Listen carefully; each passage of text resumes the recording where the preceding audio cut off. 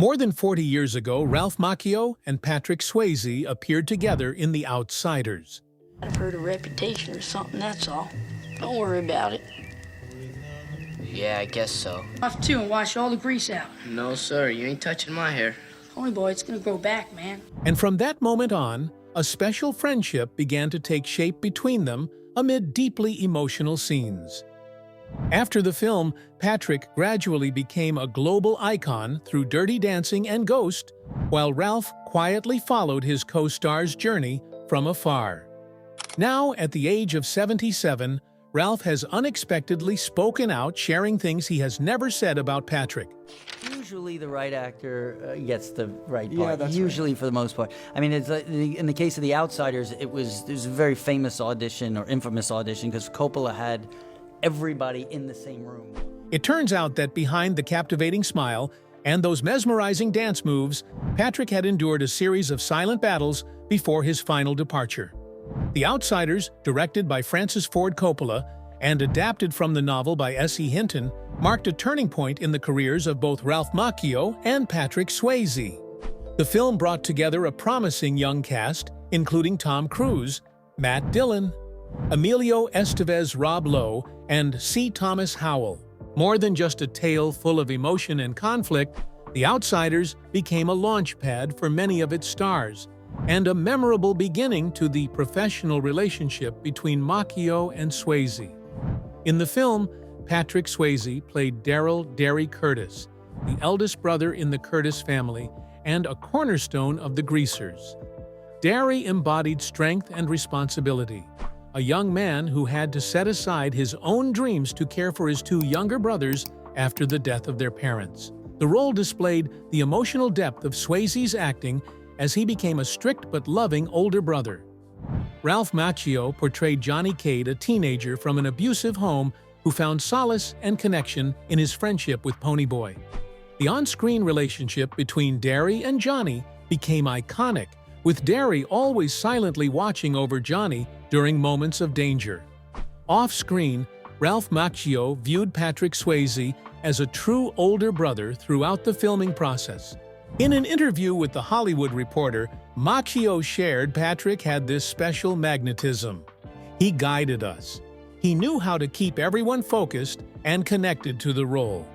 With his acting experience and background in dance, Swayze brought discipline and a vibrant energy to the set. For Macchio, only 21 at the time, Swayze was a source of inspiration. He recalled Patrick would often take us outside to rehearse not just scenes, but to talk about the emotions behind them. He'd say, "Let your heart lead the way." Those moments helped build a lasting professional bond, even if it didn't evolve into a close friendship after filming ended. The relationship between Ralph and Patrick went beyond their characters. For Macchio, Patrick was an inspiration not only in acting, but also in the way he worked on set. That influence, from his professionalism to his wholehearted immersion in each role, helped shape Ralph's own approach to the craft in later years. And Patrick's strong, disciplined spirit had been forged through a childhood filled with challenges. The first steps of a warrior.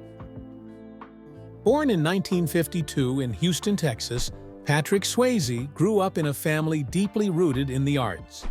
His father, Jesse Wayne Swayze, was a chemical engineer, while his mother, Patsy Swayze, was a renowned choreographer who also ran a local ballet school. From a young age, Patrick was immersed in the world of dance inside his mother's studio. Patsy was a strict but deeply inspiring figure. In The Time of My Life, the memoir, Patrick co-wrote with his wife Lisa Nemi, she once said Patrick had a natural gift. He moved as if dancing were his breath. The path to pursuing that passion was far from smooth. As a boy, taking ballet in the conservative heart of Houston. During the 1960s, Patrick was frequently mocked and given cruel nicknames for choosing an art form considered not for boys. In an interview with People, Patrick recalled, "I was bullied for dancing, but I learned to stand up for myself. It toughened me." The taunts didn't deter him. Instead, they pushed him to work even harder. He spent countless hours practicing, not only to sharpen his skills, but also to prove that his passion deserved respect. Outside of the arts, Patrick also stood out in sports. He played football in high school and once dreamed of becoming a professional athlete. A serious knee injury, though, forced him to abandon that path. This turning point drove Patrick to pursue the arts with greater determination. He moved to New York to study at prestigious ballet academies like Harkness Ballet and Joffrey Ballet, where he received rigorous training and gradually made a name for himself. A teacher at Joffrey once remarked Patrick didn't just dance, he told stories with every movement. Patrick's early struggles were later echoed by Ralph Macchio when he spoke about his co-star. In an interview with Entertainment Weekly, Macchio recalled, "Patrick told me about the days when kids teased him for doing ballet. He laughed and said, 'They don't understand art, Ralph, but I'll show them.'" That spirit was incredible. Patrick Swayze's childhood was a journey of overcoming prejudice and affirming his identity through passion and perseverance. The lessons he learned in his mother's ballet studio laid the foundation for a dazzling artistic career and forged within him a resilient spirit, one that would carry him through many of his career's toughest challenges. A journey beyond all limits. Before becoming a global star, Patrick Swayze entered Hollywood with a solid foundation in dance and a clear ambition to prove himself as a true actor. His first role in Skate Town, USA, 1979 didn't make much noise, but it laid the groundwork for bigger opportunities ahead. His first major breakthrough came with the role of Ori Maine in the television miniseries North and South, an epic set during the American Civil War. Ori was both a romanticized classic hero and a man with deep internal conflicts. This role allowed Patrick to showcase his emotional range and transformative acting skills, earning him his first Golden Globe nomination. Director Richard T. Heffron once said, in the New York Times, Patrick brought to Ori an inner strength and sincerity that made it impossible to look away. Then came Dirty Dancing. In 1987, the film that turned Patrick Swayze into a genuine star. As Johnny Castle, the captivating dance instructor with a passionate heart, Patrick blended his professional dance training with an effortless acting style. The film, made on a modest $2.5 million budget, became a global sensation, grossing over $90 million at the box office and establishing itself as a cultural icon across generations. Patrick didn't just appear on screen. He also contributed to the soundtrack by writing and performing She's Like the Wind, a soulful hit that captured the essence of his character. In his memoir, The Time of My Life, he wrote, "Johnny Castle was a role I poured my heart into. I wanted people to see dance as a language of emotion." That massive success didn't confine Patrick to a single image. He continued to push himself with diverse roles that expanded his range. In Ghost 1990, Patrick played Sam Wheat, a man who is murdered but whose spirit stays behind to protect the woman he loves. Acting alongside Demi Moore and Whoopi Goldberg, Patrick portrayed Sam as both tender and tormented, earning his second Golden Globe nomination. Earlier, he had already made a mark in the action-packed Roadhouse, 1989, and later in Point Break, 1991, he took on the role of a surfing bank robber, rebellious, unpredictable, and captivating in his own unique way. Never afraid to reinvent himself, Patrick surprised audiences again in To Wong Foo. Thanks for Everything, Julie Newmar, 1995, playing Vida Boheme, a graceful and warm-hearted drag queen. It was a bold choice, breaking gender stereotypes and demonstrating the flexibility and depth of his character work. The role showed Patrick's willingness to step beyond safe boundaries in order to convey powerful human messages. Patrick's final performance came in the series The Beast, 2009, which also became one of his most memorable roles. During the production, he was battling late-stage pancreatic cancer, but still played an intense FBI agent without using a stunt double. His determination and professionalism inspired the entire cast and crew. It wasn't just a role, it was undeniable proof of his refusal to back down, both on screen and in life. Ralph Macchio once said in an interview with Variety, Patrick didn't just act, he lived each role fully. Johnny Castle was a reflection of him, passionate and fearless in breaking boundaries. Looking back, Patrick's career was a journey of continuous expansion from emotionally charged dance sequences to physically demanding and psychologically rich roles. He never stopped evolving, leaving a deep impression on audiences and carving out a unique place in the history of popular cinema. Behind that radiant spotlight, though, was a life filled with challenges that Patrick had to face head-on. Trials of fate. The first major loss in Patrick Swayze's life came in 1982 when his father, Jesse Swayze, died of a heart attack. His father's sudden passing occurred just as Patrick's career was on the rise, plunging him into emotional turmoil. In 1994, the pain deepened when his sister Vicky took her own life.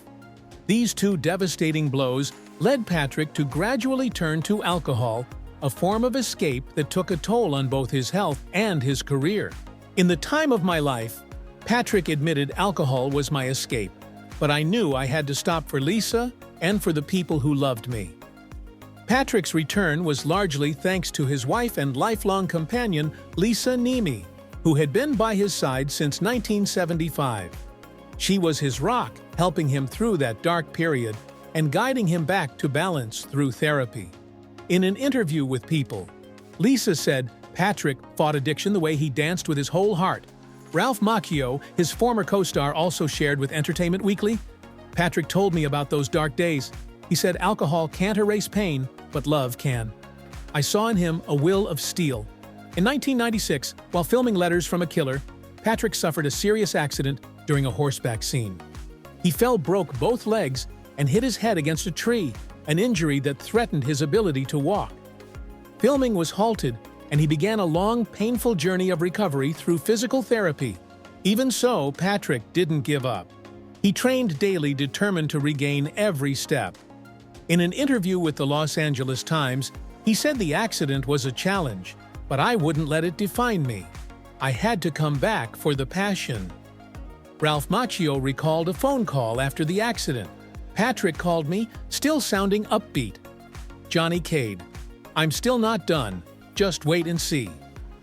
I've never seen anyone turn pain into drive the way he did.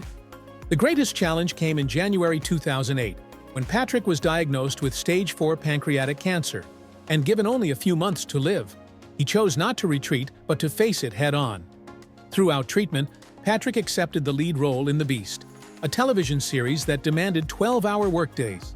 He refused painkillers to stay fully immersed in his character's emotions. He also volunteered for clinical trials, followed a strict regimen, and openly spoke about his condition to raise awareness. In a conversation with Barbara Walters on ABC, he said, "I'm not letting cancer run my life. I'm still living, still fighting." Lisa Niemi later wrote in her memoir, "Patrick faced illness like a dancer, every step filled with purpose." Patrick didn't just battle illness, he also had to face misinformation from tabloid media.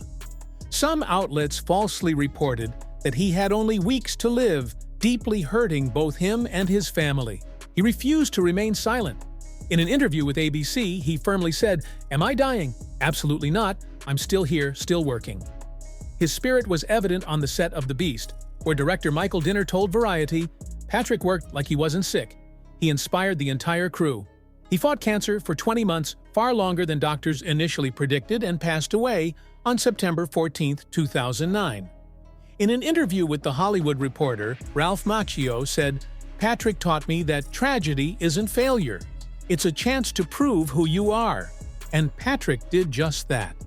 What he left behind wasn't just a memorable film career, but the enduring image of a brave soul, a true artist who never surrendered to adversity and lived every day to its fullest until the very end. Legacy, treasure left behind. With around 30 years dedicated to the arts, Patrick Swayze left behind a profound legacy not only through his unforgettable roles, but also through the way he lived, loved, and overcame adversity. In Dirty Dancing, the final dance scene went far beyond the boundaries of a conventional romantic film, helping to define the aesthetic and spirit of 1980s musical cinema. This work became a source of inspiration for shows like Dancing with the Stars and later stage musicals. On Good Morning America, Jennifer Grey Patrick's co-star once shared, "Patrick turned every dance step into a story. He made me believe we could fly."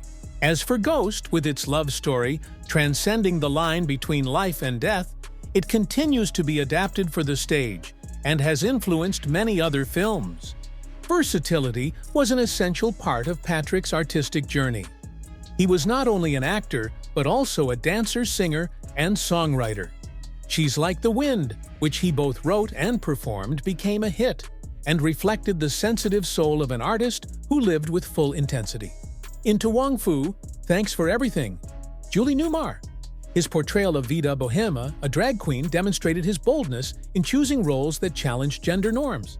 On Entertainment Weekly, producer Stephen Ruther commented, "Patrick wasn't afraid to be different.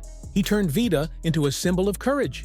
Even in action roles like Roadhouse or Point Break, Patrick combined physicality, technique, and emotion to create strong and complex characters. Another vital part of Patrick's life was his long-lasting relationship with his wife, Lisa Nemi. They met when Lisa was just 14, studying dance at the school run by Patrick's mother. Their marriage, which lasted over 3 decades, stood as a testament to enduring love in the heart of ever-shifting Hollywood. In her memoir, The Time of My Life, Lisa wrote, "Patrick and I faced every challenge together. He was my partner, my love, and my greatest source of inspiration." In an interview with People, she added, "Patrick always said we were a team, and I wasn't going to let him fight alone." Resilience was the foundation of everything Patrick left behind.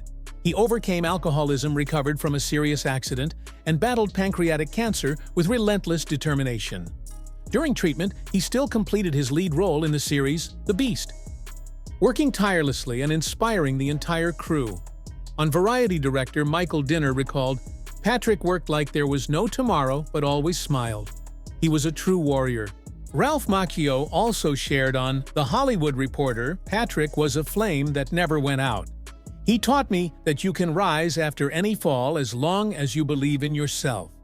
Patrick's legacy continues to live on across generations. His films remain widely viewed on platforms like Netflix and Amazon Prime. Stories of his perseverance and love continue to be told through books, articles, and inspiring talks, like a flame that never stops burning. Meanwhile, Ralph Macchio, now 77, remains active in the entertainment industry.